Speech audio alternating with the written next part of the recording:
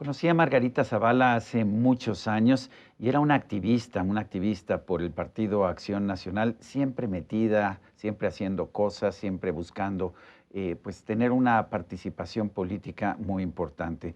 Después dejó esta actividad política porque era esposa del presidente de la República, le tocó ser primera dama y después regresó. Fue candidata a la presidencia de la República, formó una nueva agrupación, México Libre, que buscaba ser partido político, no se le permitió, no lo aceptaron las autoridades y bueno, ahora acaba de ser electa nuevamente como diputada federal y para mí siempre es un gusto conversar con Margarita Zavala. Margarita, siempre que conversamos es importante. Margarita, acabamos de ver elecciones. Ganaste por un margen muy fuerte y sin embargo hubo acusaciones de fraude de tu opositor Javier Hidalgo, de Morena y de algunos grupos intelectuales que son cercanos a Morena. Recuerdo que les contestaste, pero si gané por 20,000 votos, por 20 puntos, por 20 puntos porcentuales por 40,000 votos. Sí. ¿Por qué automáticamente si se gana una elección se dice que hay fraude?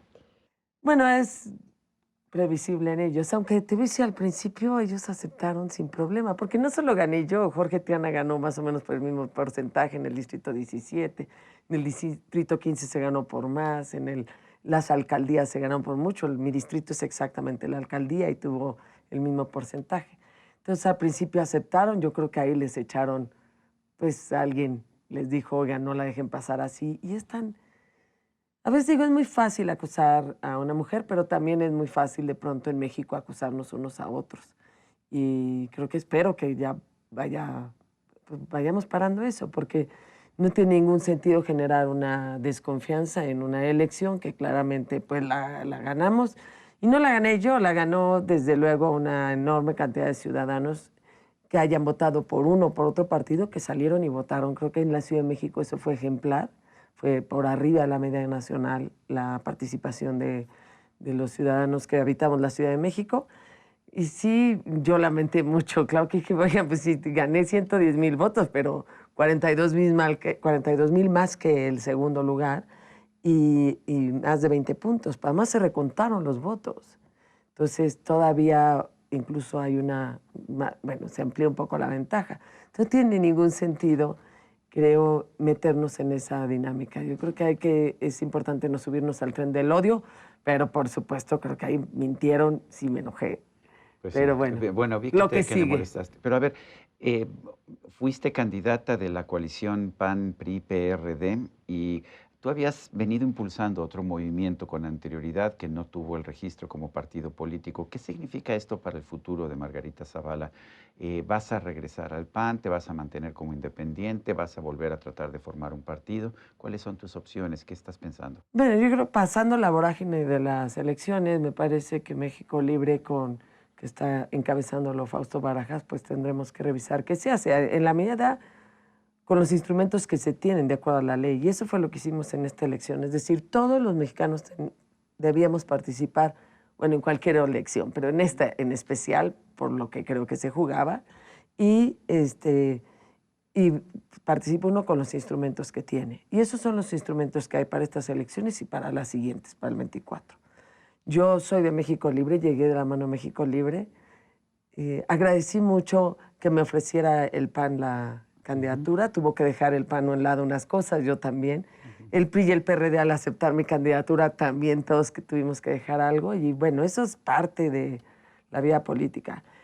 Voy a pertenecer al grupo parlamentario del PAN. Eso Ujú. a mí me queda claro. Sí, quiero decirte que para mí es sencillo Conoces a porque la gente, ¿no? Sí. exactamente, no sé si tratándose de otros partidos hubiera aceptado, pero por supuesto que era para mí la decisión más cómoda. ¿Pensarías alguna vez en regresar al PAN? Ahí naciste, ahí creciste, ahí te hiciste política, ahí fuiste primera dama, digo fuiste primera dama porque Felipe Calderón fue presidente por el PAN. ¿Considerarías regresar? Pues bueno, yo creo que en el PAN hay gente que no es afiliada al PAN y que ahí está. Ujú, ujú. Mauricio Curi es uno de ellos, fue coordinador del Senado de la República, el grupo parlamentario. Y bueno, creo que tampoco el PAN necesita pues que yo me vaya, pero por supuesto que ahí estaré en el grupo parlamentario del PAN. Yo creo que a gusto, conozco a la gente, conozco sus documentos, como les dije, y además hice una campaña, pues también en honor a la historia de muchos hombres y mujeres que ahí participaron, que en realidad el fin es México. Ni los partidos, sino el fin es el país. Y en esa vamos, y creo que no hay ningún problema. ¿Quiénes fueron tus influencias dentro del PAN? Bueno, ¿Quiénes te forjaron? ¿A quiénes admiraste? a mí, bueno, admiré a Carlos Castillo Peraza, a don Luis Achálvarez, y me enseñaron a admirar también a Manuel Gómez Morín. Don Manuel, de luego mis ¿Lo papás conociste también. No, te tocó así, además sí. murió creo que en 71, vaya, sí. yo tenía, ni remotamente lo hubiera conocido. Pero por supuesto lo he leído. Felipe me regaló Caudillos Culturales de la Revolución Mexicana, que es un libro que habla de Enrique Krause, es un gran escritor, historiador, que narra la historia pues, de don Manuel Gómez Morín, que es extraordinaria. Y bueno, también Felipe influyó, por supuesto, aunque yo entré al PAN por mí, por mi propio pie, porque mi mamá también estaba en la política hace muchos años. Y bueno, digamos, siempre aprendí a amar al país, a servirlo, era como respirar en mi casa eso y al mismo tiempo con los instrumentos que teníamos. Entonces, desde luego me une mucho. Mujeres muy importantes para mí, María Elena Álvarez de Vicencio, que creo que no le hemos retribuido lo que nos ha dado a las mujeres, pero bueno, ahí está y es creo que una gran mexicana y todavía la queremos, la quiero mucho y amistad mía. Y Blanca Magrassi, y también la esposa de Leti Carrillo de Cloutier, para mí fue una figura muy importante. A lo mejor porque pues, yo entraba también a la presidencia y pues puse de algún modo visibles pues, la imagen de Leti Carrillo, de Hortensio Oliva de Barrios, de María Elena Álvarez, de Blanca Magrassi, que decir cómo harían las cosas, ¿no? Bueno, ahí traté. ¿Cómo ves tu papel en la oposición? Durante mucho tiempo fuiste oposición, vas a ser diputada de oposición en este momento. Es un momento importante para el país. ¿Cuál piensas que va a ser tu papel? Bueno, yo me formé en la oposición. Yo sé. Y luego todo esto empezó, todo este último trayecto de mi vida empezó porque yo quería ser diputada y no me dejaron. Es que me da mucho gusto ser diputada federal. Y la oposición vive del debate, no de oponer, no de estar en contra, pero sí del debate. Y creo ahí tenemos que dar una batalla importante sobre las ideas y con argumentos. Y sé muy bien que en democracia la oposición pues es aquellos que no pertenecemos al partido en el gobierno y que por eso somos oposición. No somos los perdedores ni los que no ganamos la presidencia, somos oposición. Y esta vez, además, con una fuerza mayor que la que se tenía antes.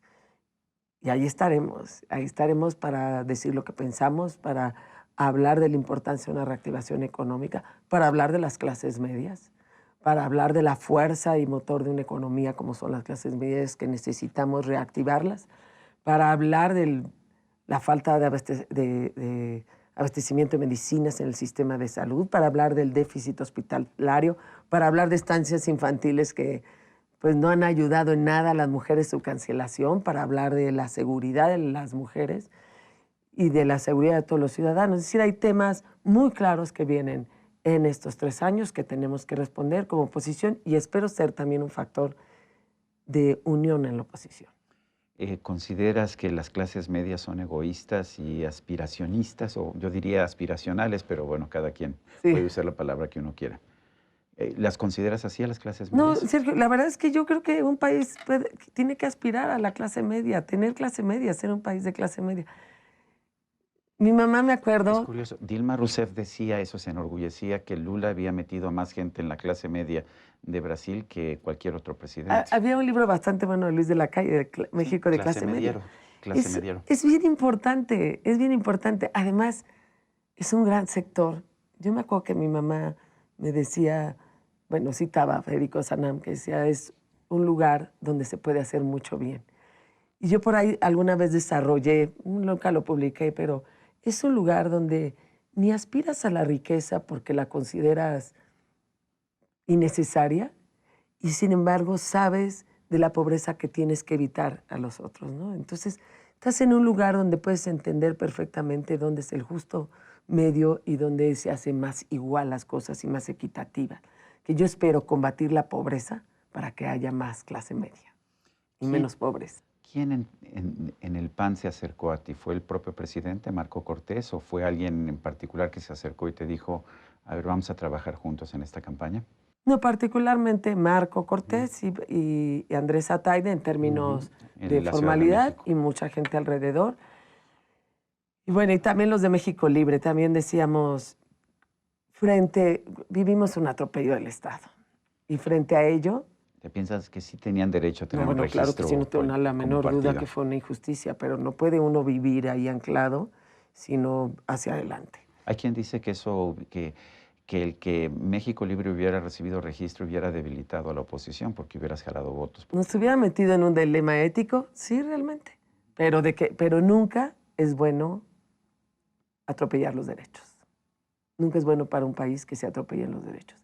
Si nosotros del ejercicio de sacar cosas buenas de las malas decidimos participar, eso es otra cosa. Y México Libre participó en muchísimas campañas por todo el país y yo estoy muy orgullosa de ello, de poder haber puesto a México adelante.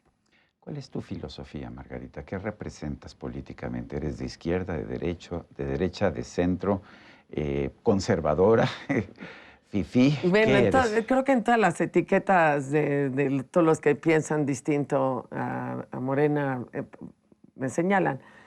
Yo soy, digamos, aprendí a una doctrina que le llamamos solidarismo, que es humanismo político, y quizá en la parte de democracia cristiana pues sería esa una parte. A mí no me gusta dividir entre izquierdas y derechas, entre conservadores y no, y creo que sobre todo mexicanos. Pero bueno, humanismo político sí lo traigo, el humanismo cristiano, digamos, en términos sencillos sería democracia cristiana.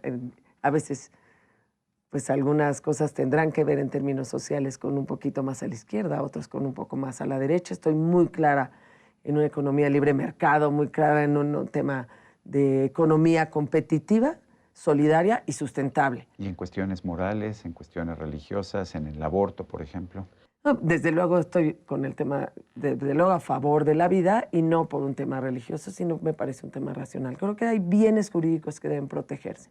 Ahora, los retos que nosotros ahorita tenemos a nivel Congreso, pues será mantener unida a la oposición, y creo que es un reto también ciudadano. Votaron por nosotros para que estemos unidos, para que demos el debate, para que demos una posición distinta al partido en el gobierno, porque somos oposiciones, que ahí estará uno de los grandes retos que Mucha todos tenemos. gente cuando ve que estás nuevamente activa en política, de inmediato dice, es que es el frente de Felipe Calderón que está buscando una reelección disfrazada. ¿Tú así lo ves?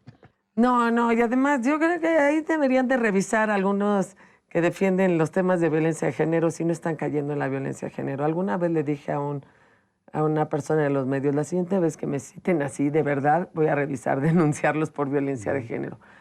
Las mujeres hemos llevado mucho tiempo luchando por nuestra propia identidad, pero también eso mismo me ha enseñado, porque ya puedo decir, pues yo sé lo que es abrirme un espacio, lo que es defender mi identidad, lo que es que te dejen a un lado, lo que es que te atribuyan todo tus cosas buenas a otra cosa, a otra persona. Entonces, también me ha O sea, forjado mucho el carácter. hay gente que piensa que una mujer no puede hacer ni decir nada si no es el marido el que está Sí, determinando las cosas. es increíble. Y bueno, pues no sé si tengan esa experiencia personal, pero yo no, yo soy, mi pareja es muy pareja y soy bastante libre en ello. Pero también me ha enseñado, pues igualmente, a lo mejor eso me forjó un carácter mucho más claro en mi propia identidad. Margarita Zavala, gracias por esta conversación. Al contrario, Sergio, muchísimas gracias. Y a usted, amigo televidente, que hace posible este programa, se lo agradezco también. Esto es todo por hoy, pero no se le olvide. Nos vemos la próxima.